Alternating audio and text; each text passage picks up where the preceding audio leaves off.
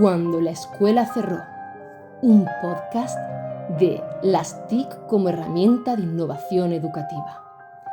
Bienvenidos y bienvenidas a este espacio en el que vamos a reflexionar sobre una de esas preguntas que parecen simples, pero que esconden un universo entero detrás.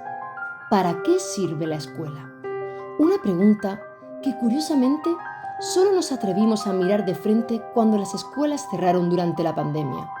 Hoy analizo el artículo de la socióloga Aina Tarabini publicado en 2020, en plena crisis del COVID-19. Y te advierto algo, este episodio no te va a dejar indiferente. Imagina este escenario, el planeta entero encerrado en casa, aulas vacías, pasillos en silencio. La educación, ese acto que siempre dimos por hecho, se convierte de pronto en un privilegio desigual. En este contexto, Tarabini nos cuenta que la escuela tiene dos funciones históricas fundamentales. Una, la socialización. Enseñarnos a convivir, a relacionarnos, a entender que formamos parte de un nosotros. Y dos, la selección. Ordenar trayectorias, distribuir oportunidades, decidir quién llega y quién no. Y también nos recuerda algo que a veces olvidamos. La escuela es, o debería ser, un instrumento de igualdad social. Pero la pandemia mostró que esa igualdad está muy lejos de ser real. Durante aquellos meses escuchamos mucho hablar de brecha digital, que si los ordenadores, que si el wifi, que si las plataformas, pero Tarabini nos invita a mirar más profundo. La brecha real era la brecha de sentido. Piénsalo conmigo. ¿Quién puede concentrarse en una tarea escolar cuando vive en un piso de 20 metros compartido sin luz natural?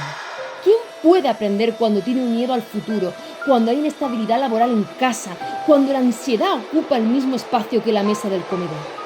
La pandemia mostró de forma brutal que las condiciones emocionales, culturales y materiales no se distribuyen por igual.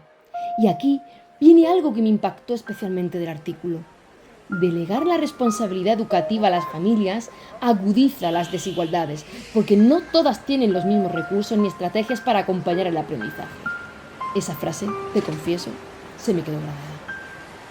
Y así llegamos a una pregunta que muchos nos hicimos durante aquellos meses. ¿Puede la escuela cumplir su función desde la distancia? Tarabini responde con un sí, pero, porque no se trata de estar conectado, sino de poder aprender. Y aprender, nos recuerda, es un acto profundamente social y emocional. No ocurre solo en la mente, ocurre en el cuerpo, en la mirada del docente, en el gesto de apoyo de un compañero, en la sensación de pertenencia al grupo. La escuela presencial tiene algo que ninguna plataforma puede replicar: el estar juntos. No juntos digitalmente, sino juntos físicamente, sensorialmente, corporalmente.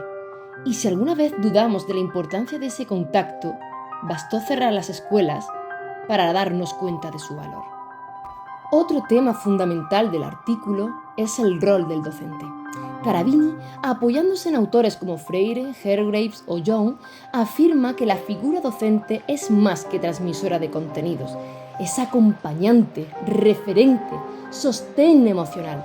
Y aquí me gustaría hacer una reflexión más profunda. Durante años hemos escuchado discursos que reducen la labor docente a un trabajo técnico: entregar contenidos, evaluar, corregir.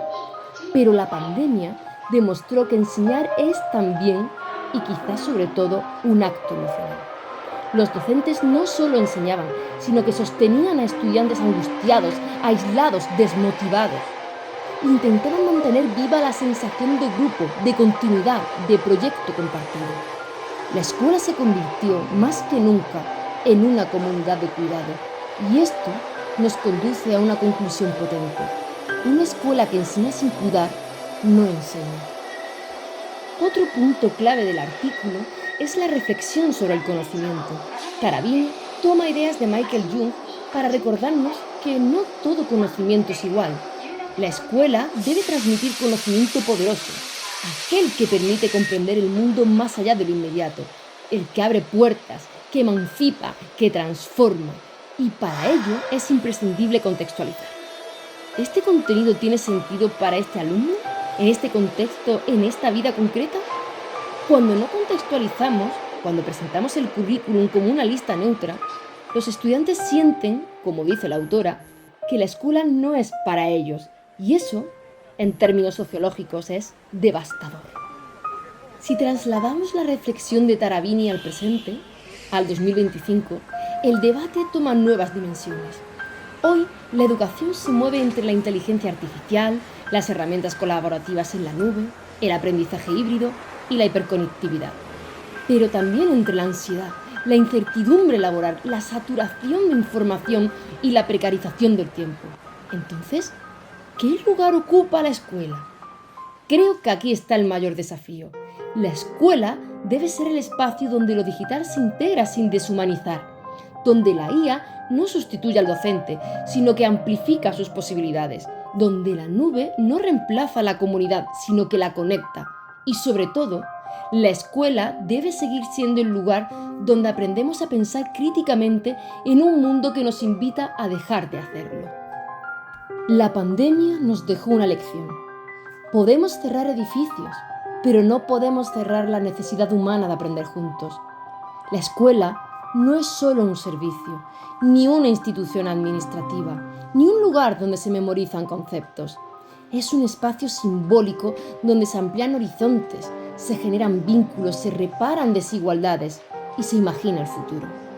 Cuando la escuela expulsa, simbólicamente o físicamente, pierde su sentido.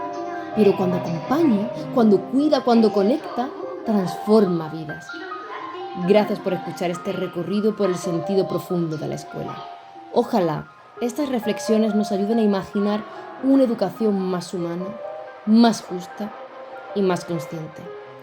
Soy Alicia Jiménez Lozano y esto ha sido Cuando la escuela cerró, un podcast de las TIC como herramienta de innovación educativa.